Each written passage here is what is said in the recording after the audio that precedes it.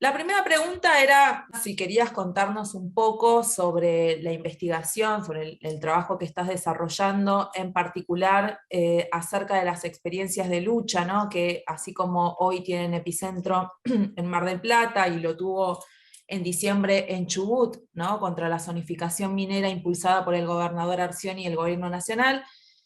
También lo tuvo hace unos años en Noruega y en Australia, y vos estás investigando sobre eso.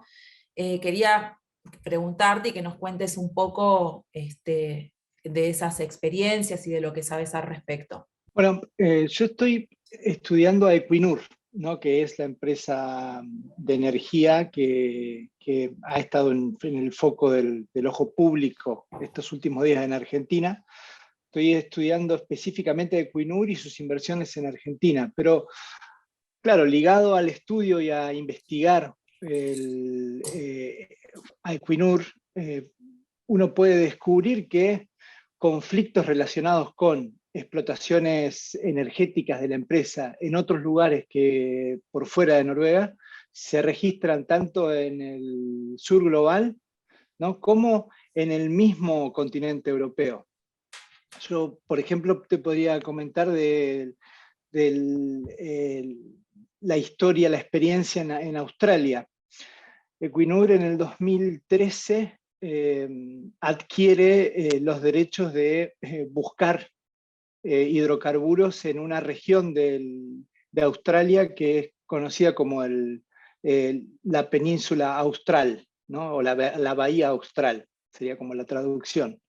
La particularidad de esa región marítima en Australia queda al sur de Sydney, y la particularidad es que estamos hablando de una reserva natural donde se encuentran decenas de especies bien únicas, ¿no?, de delfines y de ballenas, pero también otro tipo de mamíferos, lobos, otro tipo de seres vivos dentro de ese mar, como pulpos, muy especial, muy cuidada por también quienes practican deporte acuático, surfistas, demás, ¿no? Una zona como casi virgen de la costa australiana. La cuestión es que Equinur ahí accedió a rastrear, intentar localizar y explotar hidrocarburos en algo así como 12.000 kilómetros cuadrados. Por supuesto, la población local, ligada tal vez a la pesca artesanal, pero también sobre todo aquellos que estaban ligados a las actividades deportivas y defensores de los bienes comunes en Australia, encendieron las alarmas en el 2013, pero sobre todo a medida que Equinur fue avanzando en sus estudios y fue avanzando en su intención de explotar petróleo y gas en esa región. Finalmente en el 2019, te estoy hablando de una experiencia bastante reciente, y yo creo que es muy importante para entender también cuáles son las posibilidades y los desafíos que tenemos en Argentina en relación al conflicto que está planteado hoy, ¿no? ¿De qué año En el estamos 2010, hablando? estamos hablando de Equinur, le compra a BP, a British Petroleum, los derechos para buscar hidrocarburos ahí, pero recién empieza como a apretar el acelerador en el 2018, más o menos, ¿no?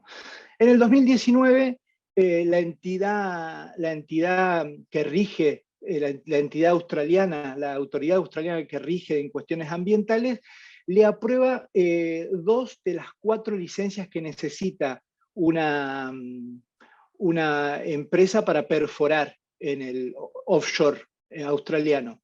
¿Qué pasa cuando ocurre eso? Ahí se terminan de encender las alarmas, y lo que sucede es, la respuesta a eso es una respuesta organizativa bastante coordinada en Australia, pero también en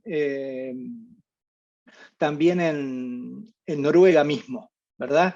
Entonces se consiguen hacer movilizaciones, tanto en Australia, pero en Noruega. Hay muchas organizaciones que también están presentes en Argentina hoy, ¿no?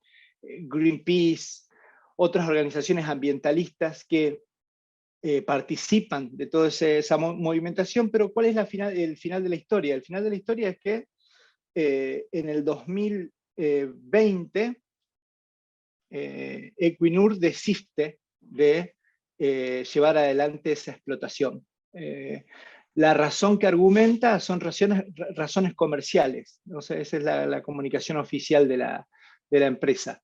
Bueno, queda en el terreno de las especulaciones cuánto influyó la movilización popular, pero bueno, yo optaría por decir que es un elemento importante en esa decisión.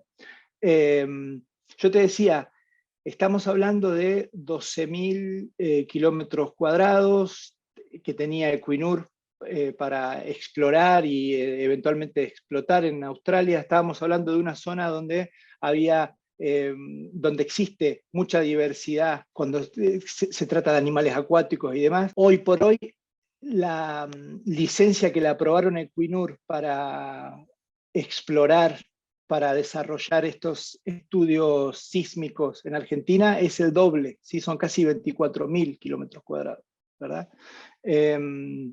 Creo que el punto más álgido en la rebelión australiana contra este proyecto de explotación en esa zona se dio cuando Equinur en sus planes, la empresa tenía que presentar algo que uno en castellano puede decir el peor escenario posible ante un accidente con las perforaciones que planeaba instalar. Y el peor escenario posible era un derrame que incluso llegue hasta las costas de Sydney. Entonces, bueno, eso significaba un desastre ambiental inusitado, ¿no? O impensado. Ese es, por un lado, un ejemplo en Australia. Te puedo dar otro ejemplo en Noruega mismo, bien cortito. En Noruega hay una región que se llama LoVC y que es como las iniciales de 3 provincias noruegas, o 3 regiones, no son provincias: Lofoten, Vesterålen y Senja. Es una región que queda bien en el norte de Noruega, casi en el Círculo Polar Ártico, y es muy conocida, muy especial, porque es ahí donde milenariamente el bacalao, un tipo de bacalao, existen muchas especies de bacalao, pero hay un bacalao que migra por el mar de Barents allá arriba, ¿no? en el Ártico, y migra desde una zona de la costa rusa, migra hacia esta zona del LoVC, ¿no? Para desovar y después se emprende la vuelta, ¿no? ¿Y por qué es tan especial? Porque básicamente el pueblo escandinavo, el pueblo noruego, incluso antes de que fuese el Estado noruego, se hace uso de ese recurso, ¿sí? Pesca. Si vos pensás cuál es la actividad económica por excelencia o milenaria o más sostenible de Noruega, es justamente esa pesca, ¿verdad? Y es justamente ahí, en esa región, donde el bacalao desova para volver hacia Rusia, ¿verdad? Y es ahí donde los pescadores noruegos milenariamente han esperado a que el bacalao desove para pescarlo, ya adulto, ¿verdad? Bueno, la cuestión es que siempre hubo una sospecha de que en esa región, al igual que en otras regiones de Noruega, hay presencia de hidrocarburos, ¿verdad? Pero siempre se tuvo como un resguardo, decir, no, esta zona está protegida, acá no se va a explotar. Más o menos a finales de los 90, pero sobre todo en los primeros años de los 2000, deciden avanzar. Digamos, los agentes de poder en el sector energético comienza a fantasear con la idea de avanzar, empezar con exploraciones sísmicas y finalmente perforar y explotar. Bueno, eso despertó una gran resistencia también, que sigue hasta hoy, ¿viste? Y tal vez lo importante que hay que remarcar acá es que la respuesta a esa intención de explotar en hidrocarburos y de alguna manera afectar la actividad pesquera, bueno, exponer a esa región, exponerla a accidentes que pueden ocurrir, la respuesta a eso fue una organización muy importante y una alianza muy importante entre sindicatos, entre los propios pescadores, entre las poblaciones locales que albergan industrias que procesan ese pescado, bueno, entre ambientalistas, entre organizaciones juveniles, que han generado, hoy por hoy, si vos haces una encuesta en toda esa región del norte de Noruega, eh, se calcula que más o menos el 60% de la población está en contra de cualquier tipo de explotación offshore en esa zona, ¿no? Claro, no era solamente Equinur o en ese momento Statoil, porque Equinur se llamaba Statoil en esa época, eran varios actores, pero bueno, estamos hablando del establishment energético, ¿no? Y fósil, que está como focalizado en la energía fósil. Y lo que vos decías en relación también a estos conflictos, que un poco en Chubut también ganó el pueblo, que se expresó también en alianza con el sector de la pesca, ¿no? Frenando esa zonificación minera que impulsaba el gobierno. En el mismo sentido, ¿no?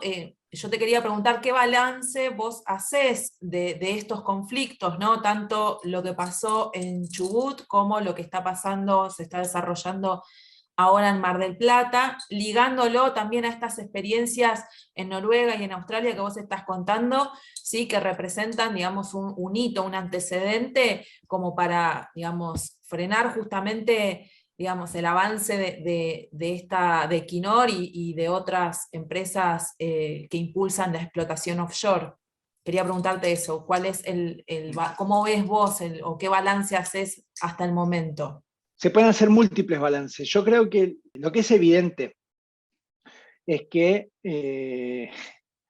necesitamos encontrar otras matrices de desarrollo, ¿no? Eso es evidente en lo que pasa en Chubut con la minería, en lo que pasa con la actividad petrolera, tanto en el offshore como en el onshore, porque vos no te olvides que yo estoy en una zona y que de alguna manera es la génesis de mi interés por investigar.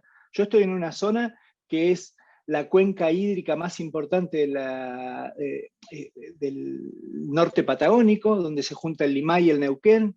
Yo estoy a la vera del orillo del Río Negro, y en esa cuenca hídrica tenemos una novedad desde hace un tiempo, del 2013, 2011, como lo quieras más o menos definir, pero que es la explotación de hidrocarburos con el fracking.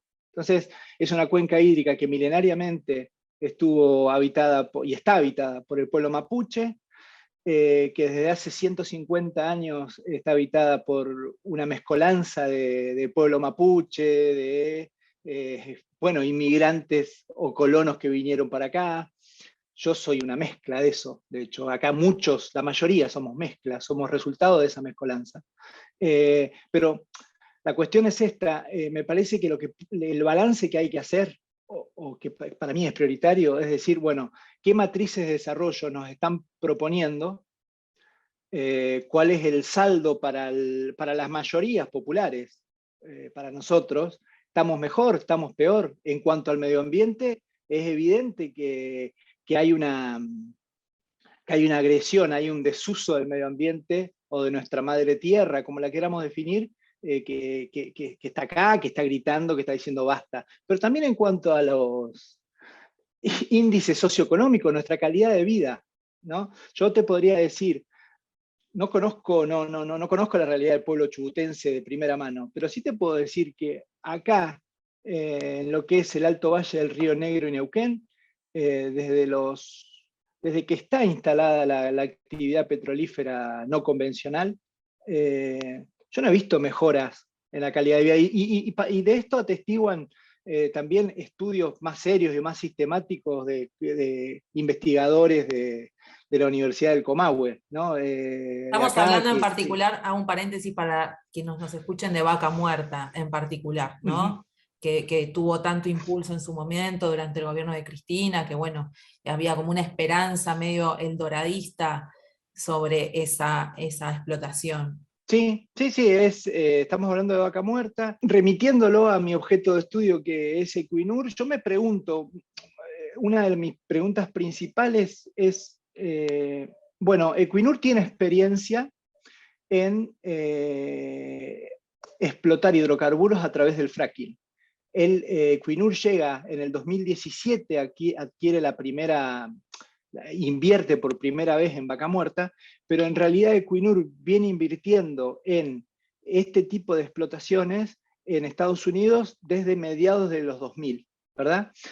¿Qué ocurre? Más o menos en el 2019 se destapa una gran olla en Noruega, en donde se da a conocer que la empresa tiene pérdidas millonarias en Estados Unidos, y además se comienza a hacer eco de el impacto ambiental para los estadounidenses que conviven con esa región, en esas regiones donde se explota con fracking, ¿verdad? Y se empieza como a visualizar en la televisión pública noruega, no en canales tal vez no hegemónicos. Estamos hablando de la televisión pública noruega, es la más vista del país. Se hacen documentales diciendo, bueno, Equinur está haciendo parte de esto, una aventura peligrosa se llama el documental. Entonces, mi pregunta básica es decir, que realmente tengo la intención de poder preguntársela a los representantes de Equinur en Argentina, es, bueno, pero ¿por qué entonces ese tipo de inversiones se muda a Argentina? ¿Qué tipo de rentabilidad? Porque seguramente hay una explicación.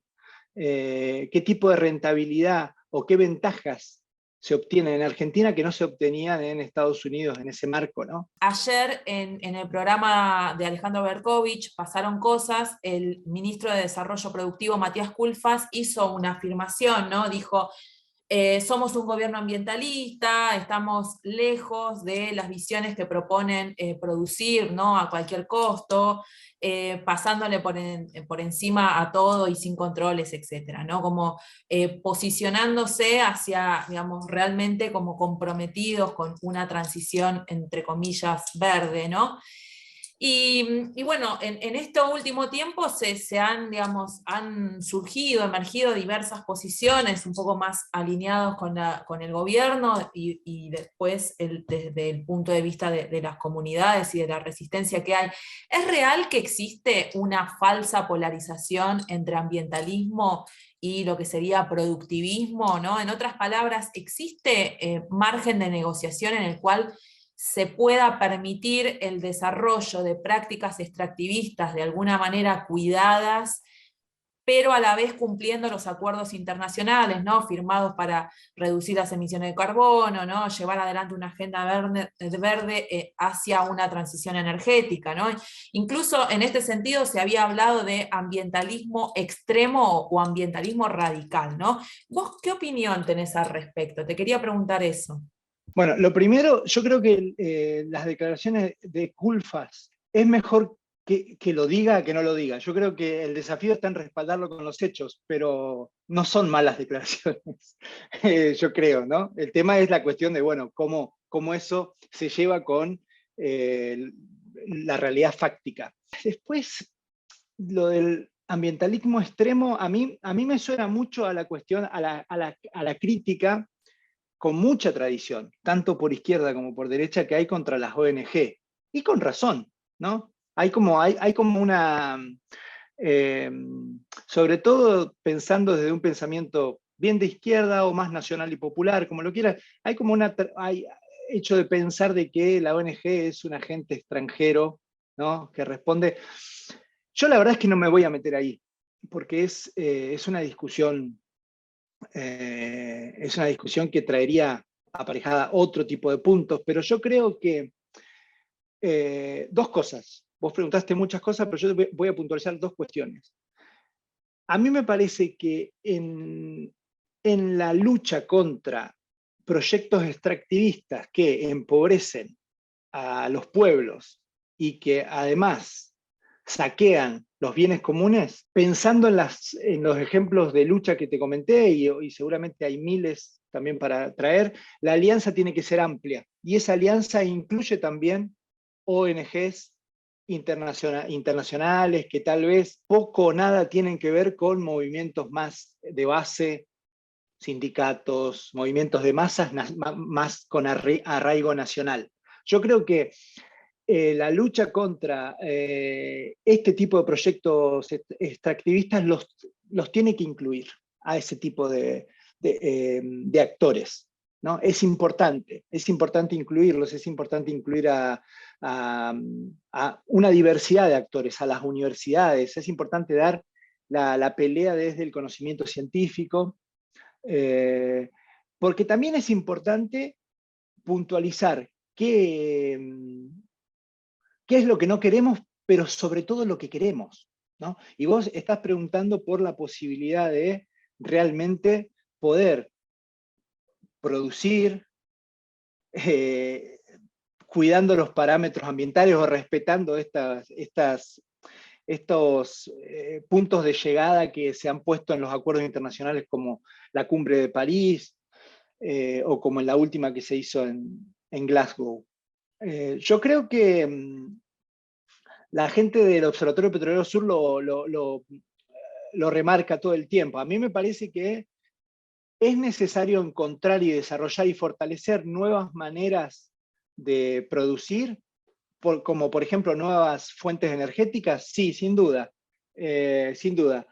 Pero más necesario aún es cambiar la lógica.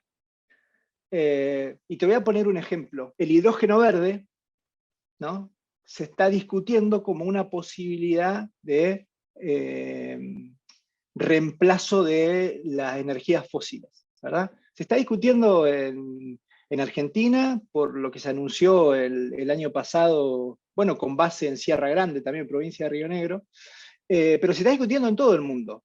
Yo particularmente estuve estudiando el hidrógeno verde en una región de Noruega. Puede ser algo efectivo como reemplazo de las energías fósiles y como es verde, si lo haces, digamos, de una manera específica, no emite dióxido de carbono, entonces no contribuye al calentamiento global. La cuestión es que no va a alcanzar la producción de hidrógeno verde si uno sigue con esta lógica de luz y tire, si uno sigue con la lógica de producir y especular, ¿no? Y no, o sea, producir para generar riqueza para ese 1% que tiene la riqueza, según estudios de Oxfam, y no para producir para, de alguna manera, elevar los pisos de calidad de vida de los pueblos. Entonces, a mí me parece que, o sea, no va a alcanzar ese tipo, no se van a poder desarrollar ese tipo de alternativas porque no van a dar abasto, pero además no van a ser efectivas porque van a producir otro tipo de desgaste, otro tipo de desastre ambiental. Me quedé pensando porque me respondiste todo, o sea, que tiene que ver con la última pregunta que te quería hacer, sobre que tenía que ver con si no había rendido la explotación offshore en Estados Unidos, digamos, en términos de ganancias, como se esperaba. Bueno, la pregunta que vos traías también y que está sobre lo cual querés avanzar es, bueno, ¿y por qué acá sí? Y acá, digamos, el principal argumento es, bueno, se necesita dólares para pagar una deuda. Entonces, todos los proyectos que podrían pensarse en términos de, ¿no?, de una transición como lo del hidrógeno verde, cuando tiene ese objetivo, bueno, ya no es compatible, no son compatibles, ¿no? Hacia, digamos, pensar en una transición verde y a la vez buscar dólares para pagar el FMI, ¿no? Sí, yo creo que es importante puntualizar que es necesario desarrollar una matriz productiva. Es necesario ser ingenioso, pero sobre todo eso, me parece que los movimientos populares, aquellos que bogamos por cambios radicales en nuestro modo de vivir y por una sociedad más justa, me parece que tenemos la responsabilidad de también discutir y contribuir a nuevas formas de producción, ¿viste? Entonces, yo creo que hidrógeno verde, bueno, sí, depende. ¿Con qué plan se articula el hidrógeno verde en Sierra Grande? ¿Con qué plan se articula? Se articula con un plan de agricultura familiar para producir alimento para esa zona del límite entre Río Negro y Chubut, que va a tener un impacto en esa población local. Lo mismo acá, lo mismo acá en la cuenca del Río Negro, de Río Negro y Neuquén, y seremos más o menos unas 600.000 personas. ¿Cómo no tener un proyecto? ¿Cómo no tener un proyecto que realmente eleve la calidad de vida, un proyecto productivo, ¿no? Que eleve la calidad de vida de estas 600.000 personas que viven en esta cuenca? Y tener un proyecto que tenga el menor impacto en nuestro bien común, que es esta zona hermosa de la Nueva Patagonia que habitamos. Yo creo que lo mismo vale para la costa atlántica, ¿verdad? Por eso entiendo también la preocupación de los pueblos costeros, ¿no? Desde Mar del Plata o toda esa zona del San Borombón hasta Ushuaia, en relación a la explotación offshore. ¿Qué va a pasar con otras actividades, ¿sí? como la actividad pesquera, ¿sí? Que vos la podés tener en Mar del Plata, la podés tener en el puerto de Quequén, la podés tener en Santa Cruz? Seguramente en el medio también, en San Antonio Este. ¿Qué va a pasar con eso? Entonces, yo creo que cualquier plan de desarrollo energético, minero, bueno, tiene que contemplar perspectivas más ambiciosas, me parece. Yo creo que, y específicamente en esta disputa que hay entre poblaciones locales y específicamente Equinur. Ayer salió publicada una nota bastante larga en el portal oficial del canal público de Noruega, del medio público de Noruega, se llama NRK, y en donde se entrevistaba al ministro de Producción actual. ¿Viste?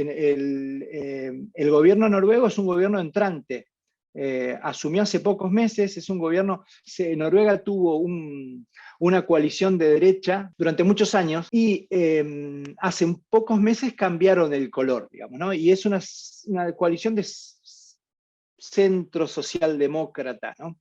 Pero que de alguna manera la política ambientalista de este gobierno es un poco más amigable, ¿no? Bueno, ayer, mirá lo que dijo el ministro de Producción. Se llama Jan Christian Vestre, ¿no? Le preguntan por la cuestión esta de Equinur y el conflicto que se ha armado en Argentina, y él dice, las empresas estatales, recordemos que Equinur que el Estado noruego posee el 67% de Equinur, más el 3% de un fondo de pensión que también sería del Estado, es decir, que el 70% de Equinur pertenece al Estado, ¿verdad? Entonces él dice, las empresas estatales deben ser líderes en desarrollo sostenible. Esto también se aplica a Equinur y sus operaciones en Argentina y en otros lugares. Es media lavada la declaración, pero hace alusión. Queremos ejercer la propiedad estatal de forma más activa, ¿no? Porque realmente, digamos, si bien pertenece el 70% al Estado noruego, el control político de las empresas estatales está un poco en el eje de la discusión desde hace varios años en Noruega. Bueno, y él dice, queremos ejercer la propiedad estatal de forma más activa, para promover los intereses de la comunidad y relacionarlos con el clima y la sostenibilidad. ¿Por qué quería leer esto? Porque yo creo que es estratégico con empresas como Equinur poder también visibilizar que son parte de un Estado soberano, ¿no? Entonces, de alguna manera, poder plantear como interlocutor también, y acá le estoy hablando a los actores que están desplegando la lucha, ¿verdad? La lucha, la resistencia en la costa atlántica y también acá en el norte de la Patagonia. Poder plantear e interpelar como interlocutor al Estado noruego. Y como Y a pasaría quienes acá también con YPF, ¿no? bueno, totalmente, claro, esa es una pelea ya de base, Claro. nuestra, ¿no? Que es nuestra. Pero digo, no estamos hablando, porque vos tenés una diferenciación entre empresas de energía que son totalmente privadas, y ahí te dicen, bueno, mira, esto es el libre juego de la oferta y la demanda. Tu Estado me permite esto, yo lo hago. ¿No? Time is money. Pero acá vos tenés un Estado.